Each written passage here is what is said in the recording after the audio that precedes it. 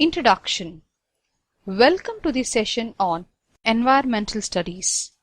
This session will help you to understand the various types of pollution that affect the Earth's surface, human beings and animals.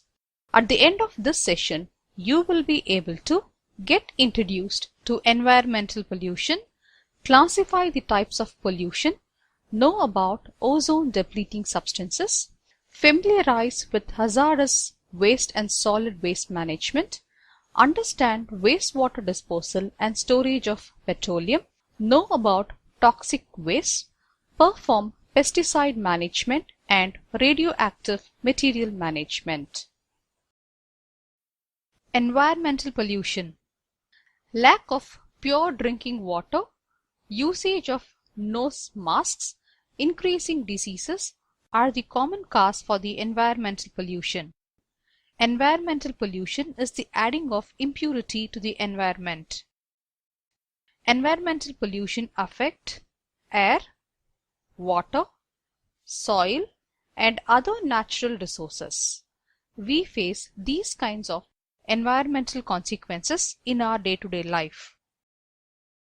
Air is polluted by the emission of smoke and other gases by industries and vehicles and usage of chemicals. The soil is polluted by dumping garbage and other non-biodegradable items. We know that rainwater is the purest form of water that gets stored in lakes and ponds. These water bodies are polluted by the discharge of chemical waste that come from industries and the sewage waste from cities. In addition, there are nuclear experiments happening worldwide. This is destroying the atmospheric balance. Air pollution. Air pollution can be caused by both natural and human actions. Natural actions include eruption of the volcanoes, forest fires, natural radioactivity, and evaporation of organic compounds. Human actions that lead to air pollution include any substance that people introduced into the atmosphere that affects living things. These are burning of fossil fuels, use of internal combustion engines like generators, emissions from industries and manufacturing activities, use of household and farming chemicals, emission of fumes from laboratories. Air pollution is also caused due to the usage of refrigerators and aerosol sprays that emit CFCs, methane that comes from swamps and livestock. The common air pollutants are carbon monoxide, ground level ozone, lead, nitrogen dioxide, particulate matter, sulfur dioxide. Carbon monoxide. Carbon monoxide is emitted by fuel combustion from vehicles and engines. It reduces the amount of oxygen reaching various organs of the body. Ground level ozone. Ground level ozone is a secondary pollutant that is formed by the reaction of volatile organic compounds with nitrous oxide in the presence of sunlight. Lead. Lead is generated from various sources like metal industries, combustion of leaded gasoline, waste incinerators, and in the manufacturing of batteries. This causes several health problems such as damage to the nervous system leading to loss of IQ, affects the memory and behaviors of children, and cardiovascular diseases. Nitrogen dioxide. Nitrogen dioxide is produced by combustion of fuels and can cause respiratory diseases. Particulate matter. Particulate matter is generated from chemical reactions, fuel combustion, industrial processes, farming, etc. Inhaling particulate matter results in heart and lung diseases and at times can lead to premature deaths also. Sulfur dioxide. Sulfur dioxide from combustion of high sulfur coal electric utilities, and industrial processes. It can aggravate asthma and make breathing difficult. Ozone depleting substances. Apart from just causing problem to human beings' health, air pollution can lead to depletion of ozone layer. Ozone depletion is the wearing out of the ozone present in the stratosphere. This results in higher levels of UV rays entering the earth. This can affect human beings, plants, ecosystems, and biogeochemical cycles. There are various substances that cause depletion of ozone. They are chlorofluorocarbons, hydrochlorofluorocarbons, halogens, bromochloromethane, dioxins, carbon tetrachloride, methyl bromide, methyl chloroform, hydrobromofluorocarbons. Let us learn more about each substance. Chlorofluorocarbons. Chlorofluorocarbons were first developed in 1920s to replace sulfur dioxide that was used as a coolant gas. In 1929, it replaced ammonia for cooling purposes. From 1940s, they are being used as propellant in aerosols. The usages of CFCs have almost phased out in developed countries. Measures are being taken around the world to spread awareness on products that emit CFCs and its effects. Hydrochlorofluorocarbons. Hydrochlorofluorocarbons are similar to CFCs, but the hydrogen in it makes them less stable. Therefore, it causes less damage to the ozone layer. These are used in foam blowing, refrigeration, air conditioning, solvent cleaning, and aerosols. Halogens. Halogens are effective for extinguishing fire. As they do not leave a solid residue and are not a threat to people when used at recommended concentrations, still they cause a notable damage to the ozone layer. Bromochloromethane. Bromochloromethane is also called Halons 1011. It was invented by Germans to use in fire extinguishers and to replace carbon tetrachloride. Its production was banned from 1st January 2002. Dioxins.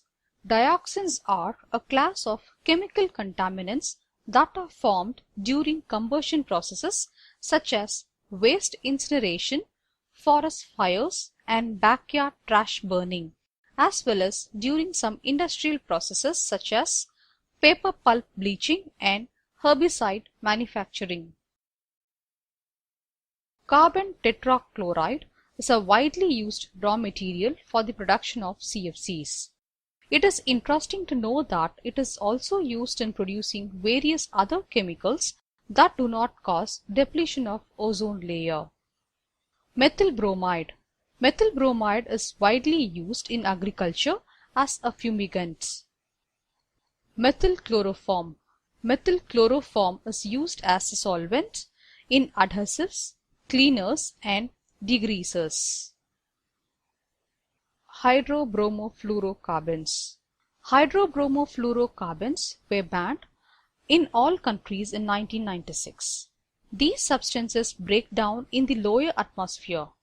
Then they remain in atmosphere for 20 to 120 years. Their constituents, chlorine and bromine, can help natural reactions that destroy ozone. Noise pollution. Noise is the excess sound than that is required. It produces unpleasant effect and discomfort to ears. Noise pollution interferes with our normal activities like sleep, studies, and conversation. Scientists have found that noise pollution not only disturbs or affects humans, but also animals, like the noise from submarines, which can affect the fishes. Noise is produced by vehicles, household gadgets, aeroplanes, loudspeakers, and even human beings. Noise is measured in decibels. Though noise has lesser impact on human beings than water, air or land pollution, it is still considered as environmental pollution. The major environmental pollution is caused by noise. Noise pollution can make a person deaf, but people do not act on it. Factories are the major cause for noise pollution. People working in the factories can become deaf due to the continuous exposure not only to noise but also because of the factories dump hazardous and toxic waste into natural resources that cause a huge loss to the environment. Water pollution. Contamination of water bodies like lakes, ponds, oceans, rivers, and also groundwater is referred to as water pollution. Pollutants are let into water majorly by human activities. Water pollution is caused by various sources. If a water body is polluted by a single source, it is called point source pollution. If the pollutants come from many sources, then it is called non-point source pollution. Often, pollutants affect the water bodies surrounding the source. But in certain cases, the water bodies that is hundreds of miles away get polluted by pollutants like nuclear waste. This is referred to as transboundary pollution. Water pollution is classified into 7 types. They are surface water pollution, groundwater pollution, oxygen depleting water pollution, nutrients pollution, microbiological water pollution, suspender matter water pollution, chemical water pollution. Awareness, education on water pollution and strict rules and regulations can help in reducing water pollution to a great extent. Let us know more about each water pollution. Surface water pollution. It is the pollution of water bodies that are seen on the surface of the earth, like lakes, lagoons, rivers, and oceans that come in contact with hazardous material. Groundwater pollution. Usage of pesticides and other similar chemicals come directly in contact with soil. Over a period of time, it goes deep into the ground and pollutes the groundwater. Oxygen depleting water pollution. Mixing of biodegradable material in water encourages the growth of microorganisms. They in turn use a lot of oxygen.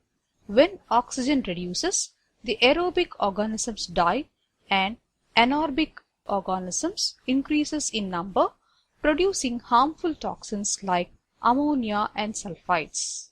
Nutrients pollution. Sewage, wastewater, and fertilizers have high level of nutrients. When they mix with water bodies, it encourages algae and weed growth. This makes the water undrinkable. This can also indirectly reduce the oxygen content in water. Microbiological water pollution. Microorganisms like bacteria, viruses, and protozoa can cause illness to human beings when they drink the water with these organisms without purifying the water. It can also cause fishes and other organisms in water to die. Suspended matter water pollution. Pollutants that do not dissolve in water are called particulate matter. Such suspended matter later settles under the water body and harms the aquatic life. Chemical water pollution. Chemicals used in industries and agriculture end up in water bodies. This kills the living things underwater. Wastewater disposal. Wastewater, when discharged from industries and other point sources into water bodies or other places, can be done directly or indirectly. Direct discharge is the process of discharging wastewater directly into streams or other water bodies. Every country has a set of rules and regulations to manage this process. Indirect discharge is the process of sending the wastewater into the sewage line. Whether direct or indirect discharge of wastewater, the point sources have to be evaluated and the permissions have to be given by the respective governmental bodies. The permit conditions of direct and indirect wastewater discharge are concluded in liaison with the respective government's environmental agencies. This should include the necessary pre-treatment options as required for the permission. The facility that is involved in the process of wastewater discharge is inspected on a regular basis. Hazardous and solid waste management. Any material that is no longer of any use is to be disposed is called solid waste. Waste that can be recycled is exempted from the category of solid waste. Example of solid waste includes debris from construction or demolition, tires, medical waste, and petroleum waste. Hazardous waste. Hazardous waste is a type of solid waste. Hazardous waste exhibits the characteristics of being flammable, corrosive, reactive, or toxic. Government's role in hazardous waste management. Need for regulations was after the Bhopal gas tragedy in 1984. The Umbrella Act, that is, the Environment Act 1986. The Hazardous Waste Rules 1989. Solid waste can be classified into three types based on the source of waste. They are municipal waste, hazardous waste, infectious waste. Let's learn about each type of waste in detail. Municipal waste. This waste is generated from construction or demolition debris, sanitation residue, and also the waste from streets. The major quantity of garbage is generated from residential and commercial complexes.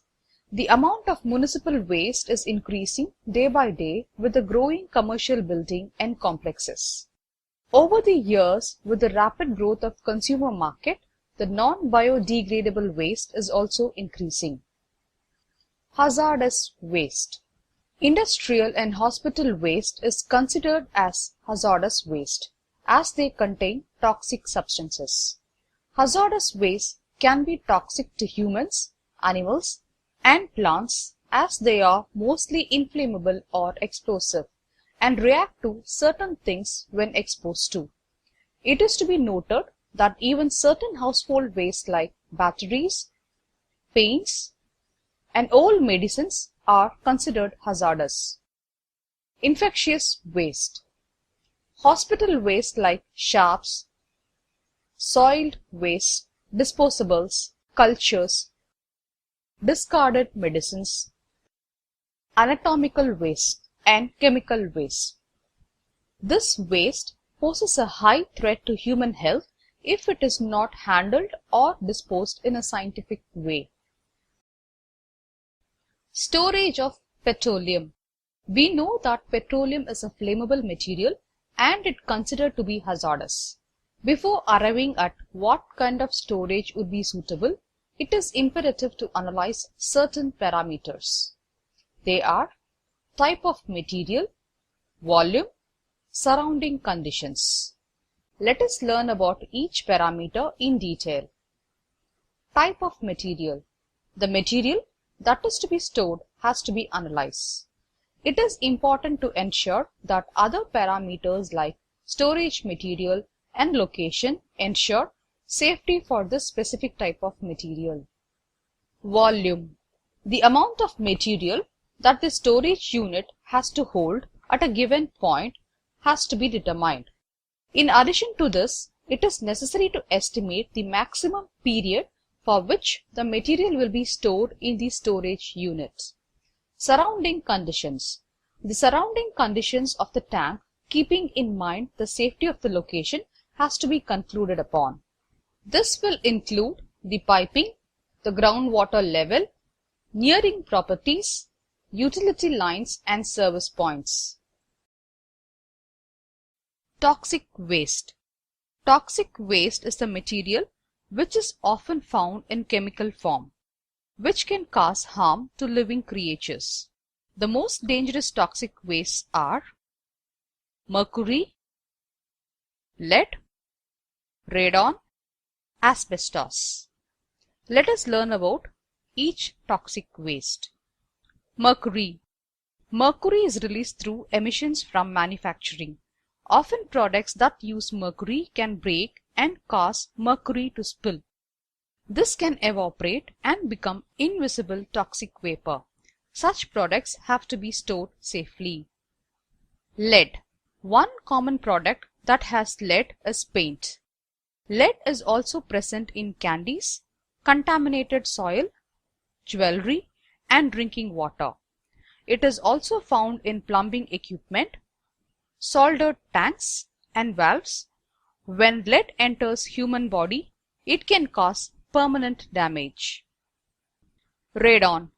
Inhaling air that contains radon can increase the chances of one getting lung cancer. Radon exposure outdoor is of less risk than radon exposure indoor, as it is diluted in large volume of air. Asbestos. Asbestos is a naturally occurring mineral that has many uses, including building construction. Though mere presence of asbestos does not pose any risk, inhaling microscopic asbestos fiber leads to bigger risk. Pesticide management. Pesticides are the only toxic substances that are released into the environment to kill living things.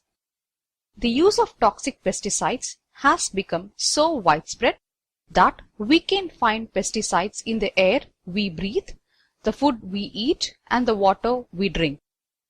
Pesticides are not only being used in agricultural fields but also in houses, parks, roads, and buildings.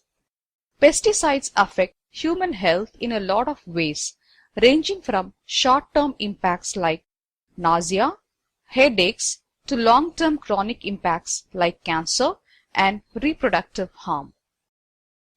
Extensive pesticide use can harm agricultural land by harming the insect species that are beneficial for agriculture, the microorganisms and worms that maintain the soil health by natural means. To avoid this, one should follow various precautions. One must follow the instructions given on the label of the pesticide container, and the rules are laid down by the government. Disposal of excessive pesticide has to be done with caution.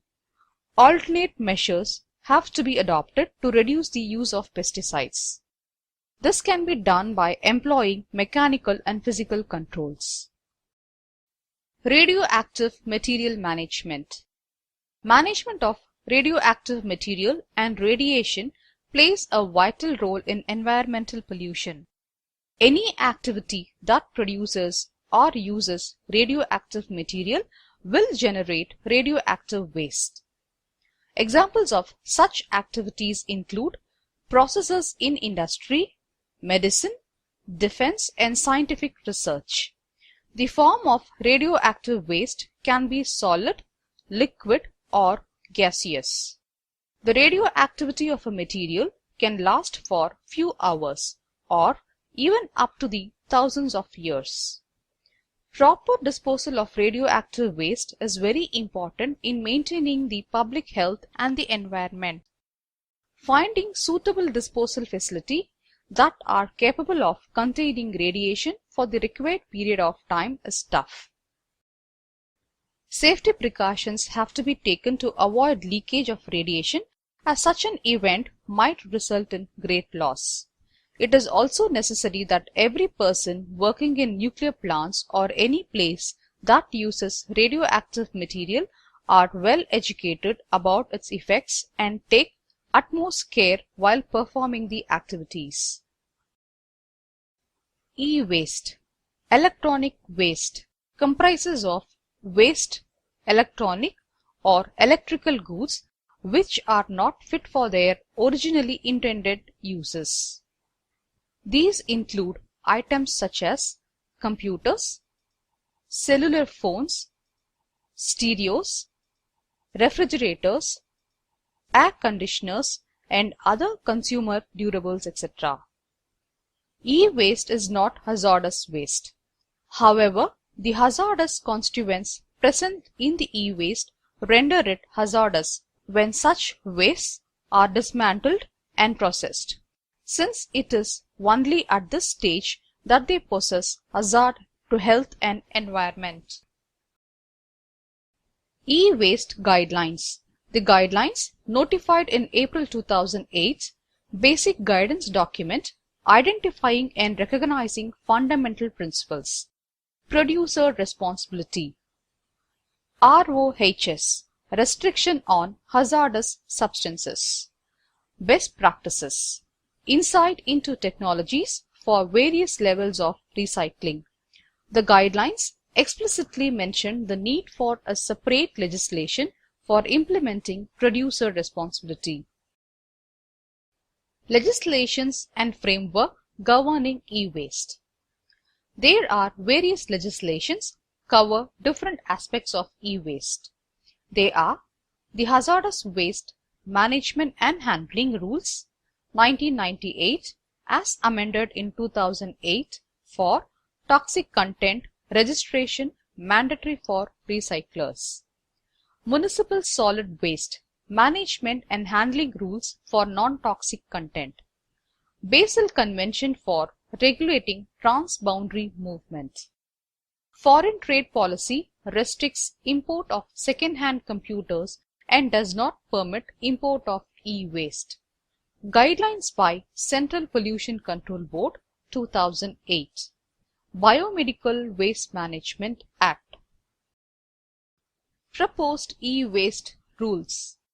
Responsibility of each element in the e-waste value chain by the producers, extended or individual producer responsibility, dealers, collection agencies or collection centers, dismantler, recycler, consumer and bulk consumers, procedure for registration or renewal of registration of recyclers, regulations for import of e-waste, liability of producers, collection agencies, transporter, dismantler and recyclers, information and tracking, elimination of hazardous substances used in e-equipment, setting up of designated authority to ensure transparency, audit and inspect facilities, examine authorization, registration, etc.